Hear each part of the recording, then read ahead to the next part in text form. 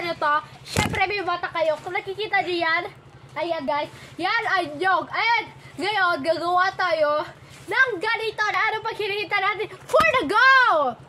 Ayan guys. Kunin muna natin to. Alisin natin kasi para syempre hindi na natin need yan. So, alisin natin itong mga dahon-dahon.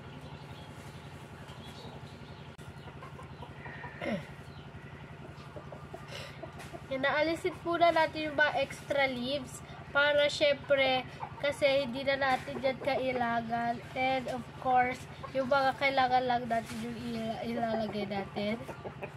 Yan. Hi, Londra! Dito guys, itong mga tumapatihin na natin yan. Itali natin. Tipid pack ko.